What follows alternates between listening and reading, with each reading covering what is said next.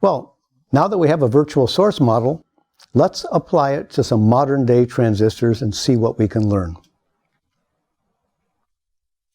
So, just to review, we've developed a transmission model. We've expressed it in virtual source form, but in our transmission model, the transmission plays an important role in the linear current and in the saturated current. But remember, we have two different transmissions under small drain to source voltage and under large drain to source voltage. Our MVS model is expressed in terms of quantities like injection velocity and apparent mobility. And we can fit this model to measure data and extract those parameters. So the inputs to the MVS model, we need to tell the model the channel length. We need to tell it what the gate capacitance is under strong inversion conditions. There are these empirical parameters, alpha and beta. Remember, they're in the model for the charge that we use to smoothly fit subthreshold to above threshold. They don't change a lot from transistor to transistor. Now the outputs, the key outputs that we get from the fitting process are the apparent mobility, the injection velocity, and the series resistance, which is also quite important to know. So the question for this lecture is, what can we learn about carrier transport from these parameters that we extract from the measured data? And to illustrate the approach, I'm going to assume non-degenerate carrier statistics. If you were doing this in practice, you would probably want to be a little more careful and account for the Fermi-Dirac statistics and make use of Fermi-Dirac integrals. So we're going to be looking at a silicon MOSFET at an extremely thin SOI N-channel MOSFET. The transistor is described in this paper. You can see the thin channel, the thin silicon channel is here. It's about 6.1 nanometers thin. The measured oxide gate capacitance is 1.98 microfarads per square centimeter. The appropriate effective mass for us to use is 0.22 times the electron rest mass. And if we put these numbers in and make use of them, we can compute the unidirectional thermal velocity, and it's 1.14 times 10 to the 7th centimeters per second. Now, we will also be looking at another 30 nanometer channel length field effect transistor. This transistor is made from a 3,5 semiconductor, indium arsenide. The channel is a very thin indium arsenide layer, and we have some wide bandgap 3,5 layers around that to confine the electrons. This is a high electron mobility transistor, and we'll discuss the physics of this transistor in the next unit. But it is a field effect transistor. It operates by the same physics that our MOSFET does, so we can apply the virtual source to it. The key difference is that the electrons have very high mobility in these 3,5 materials. So some of the key parameters for this device, the thickness of that high mobility layer is 5 nanometers. The measured inversion capacitance is given here. The effective mass in 3,5 materials like this is much, much lighter than it is in silicon, about an order of magnitude. And therefore, the unidirectional thermal velocity is significantly larger than it was for the silicon device. All right, let's take a look at measured data and see what we can learn. Here is an MVS model fit to the measured data for the 30 nanometer channel length silicon MOSFET. From this fitting process, we can extract an apparent mobility, an injection velocity, and the series resistance. So let's take a look in the linear regime and see what we can learn. We know that in the linear regime, the transmission is mean free path divided by mean free path plus the channel length. You can also easily show that that's the extracted apparent mobility divided by the ballistic mobility, which we can compute for this device. So the ballistic mobility is given by the unidirectional thermal velocity, which we know, and the 30 nanometer channel length that we know. So if we do this analysis, we will be able to determine the mean free path for backscattering. Well, then we can determine the scattering limited mobility, which is the mobility we would measure in a long channel version of this MOSFET. Well, the extracted apparent mobility was 220, centimeters squared per volt second. The computed ballistic mobility is 658. Therefore, we can easily deduce that the transmission is 1/3. 1/3 of the electrons that are injected from the source travel across the channel and exit from the drain. Okay. We can then put that transmission back in our expression for the transmission in terms of mean free path and deduce that the mean free path is 15 nanometers. So this 30 nanometer channel length MOSFET is 2 mean free paths long. Well, we can use that mean free path in this expression for the scattering limited mobility and deduce that the mobility due to scattering is 350 centimeters squared per volt second. This is the mobility that we would deduce if we had analyzed a much longer channel length MOSFET in the same technology. Okay, so that's what we can learn from this analysis. Let's go to the saturated regime and see what we can learn there. Remember that in the saturated region, we have a transmission which is different. It's the same mean free path divided by mean free path plus the length of this bottleneck regime. The injection velocity is related to the transmission and to the unidirectional thermal velocity. So we can use this to deduce from the extracted injection velocity from the fitting process, from the computed unidirectional thermal velocity, we can deduce what this transmission is. And remember, the unidirectional thermal velocity is something that we can compute if we know the effective mass and we know the effective mass. Well, we extract an injection velocity from the fitting process. It's 0.82 times 10 to the 7th centimeters per second. We compute the unidirectional thermal velocity. That's 1.14 times 10 to the 7th centimeters per second.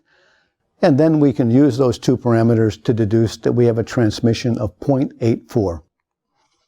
Note that the transmission under high VDS is significantly larger than the transmission under low VDS. Right? 2 lectures ago, when we were developing the transmission theory, we explained why that was. It occurs because the bottleneck regime that limits the current under high VDS is a small fraction of the channel length, and it's easier for the electrons to get across that very short layer. Well, we can estimate the length of that short bottleneck layer because we now know the transmission. We now know the mean free path from the low VDS analysis, so we can deduce the length of that critical bottleneck regime.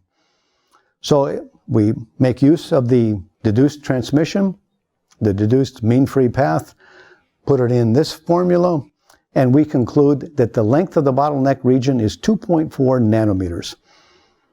That's about 8% of the channel length.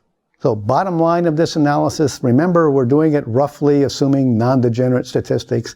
The takeaway is that the length of this bottleneck regime that limits the current under high VDS is about 10% of the channel length, about 10% of the 30 nanometer channel length. Okay, let's do the same kind of analysis for this high electron mobility transistor. So here is the measured data, and here is the corresponding MVS fit to that data. You can see that the fit, again, is excellent. The result of that fitting process gives us an apparent mobility, an injection velocity, and the series resistance of this transistor. So let's, just as we did for the silicon MOSFET, let's look in the linear region first. And in the linear regime, we can easily deduce the transmission because we can extract the apparent mean free path and we can compute the ballistic mobility. And then we can use that to deduce the mean free path for backscattering, and then we can deduce our scattering limited mobility. Well, the extracted apparent mobility for this transistor was 1800. The computed ballistic mobility was 2088. That gives us a transmission that is 0.86. So under low VDS, this transistor is operating quite close to the ballistic limit. Remember that the silicon MOSFET was only 1/3 in the linear regime. Well, we can then deduce the mean free path for backscattering. It's 187 nanometers. That's significantly longer than the channel length itself, which is only 30 nanometers. And then we can deduce the scattering limited mobility. What mobility would we measure in a long channel length version of this transistor? Well, we'd measure over 13,000. That's why this transistor is called a high electron mobility transistor. It's made out of materials that have a very high mobility. But you can see that when we build a short channel MOSFET, we lose a lot of the advantages of that extremely high mobility due to ballistic effects. And the mobility that we deduce is substantially lower than the mobility of the material itself. Okay, so that's the linear region analysis. Let's take a look at the saturated regime for this transistor. So our goal then is to deduce the transmission under saturated conditions. That's related to the injection velocity. It controls the injection velocity. We extract the injection velocity, we can compute the unidirectional thermal velocity, and then we can deduce the transmission. So the extracted injection velocity that came from the fitting to the measured data is 3.5 times 10 to the 7th centimeters per second, very high. The computed unidirectional thermal velocity is 3.6 times 10 to the 7th, just a little bit higher. We put that together in our expression for the transmission, and we deduced that the transmission is 98%. Under high VDS, this field effect transistor is operating essentially at the ballistic limit. So again, you'll notice that this high electron mobility transistor is operating close to the ballistic limit. Even in the linear regime, it's close. Under the saturated region, it's much closer. So this device, this is essentially a ballistic field effect transistor. Well, we can do the similar analysis that we did for the silicon MOSFET and deduce the length for this bottleneck region, the script L. So our deduced transmission was 98%. Our deduced mean free path was 187 nanometers. Putting it in this formula, we deduced that the bottleneck region is 3.7 nanometers long. That's about 13% of the channel length. Again, we conclude, since we're doing a rough analysis here with non-degenerate carrier statistics, we conclude that the bottleneck region is about 10% of the channel. And, you know, that's a number that just seems to occur. When we've properly designed a field effect transistor for good electrostatic performance, that means low dibble, low output conductance, high output resistance, we end up with a bottleneck region that is about 10% of the length of the channel. So a very small portion of the channel is limiting the current under high VDS conditions. So we can summarize silicon versus 3.5. For the silicon device, we're operating in the quasi-ballistic regime. The transmission under linear conditions is about a third. For the 3.5 HEMT, the transmission is close to the ballistic limit. The mean free path for the silicon MOSFET is about half the channel length. The mean free path for the high electron mobility transistor is about, about 6 channel lengths long. Very long. The scattering limited mobility in silicon is about 350. That's what we would deduce from a long channel version of this MOSFET. The scattering limited mobility for the 3.5 high electron mobility transistor is very, very high, over 13,000. That's the mobility that we would deduce in a very long channel length version of this field effect transistor. The apparent mobility then is significantly lower than the actual mobility for the silicon MOSFET and substantially lower than the scattering limited mobility for the 3.5 transistor. So that makes it hard to really exploit and make use of the full mobility advantage of these high mobility 3.5 materials because ballistic effects become so important at short channel lengths. Under high VDS, We deduced the transmissions in both cases, both the silicon MOSFET and the 3,5 high electron mobility transistor operate close to the ballistic limit, the 3,5 HEMT essentially at the ballistic limit. And then finally, the injection velocity is a key parameter for device designers because it determines how much on current we get. A little bit less than 1 times 10 to the 7th centimeters per second for silicon, 3.5 times 10 to the 7th centimeters per second for the 3,5 HEMT, which is a significant advantage if we can maintain the charge, and that turns out to be a challenge for the 3,5 transistors. All right, if you'd like to dive deeper into analyzing experimental data and see how to do it a little more carefully, I refer you to these references, but the key takeaways, the key messages of these kinds of analysis, we've tried to review with these simple analysis that we just did. So, just in summary, the MVS model, the transmission model, provides us with a good way to extract some very important key physical parameters. I need to point out that the MVS model is a model for a good transistor. It's a model for a transistor in which it is well designed electrostatically so that the virtual source is behaving the way it should. The charge at the top of the virtual source is very close to Cox times VGS minus VT, and dibble is small and controlled well.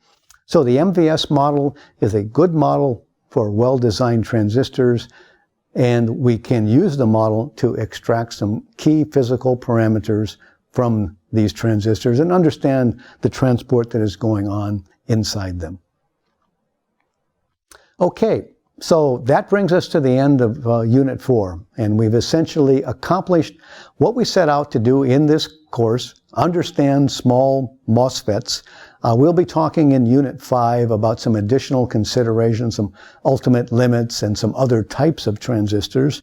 But before we do that, in the next lecture, we'll recap some key takeaways from Unit 4. I'll see you in the next lecture.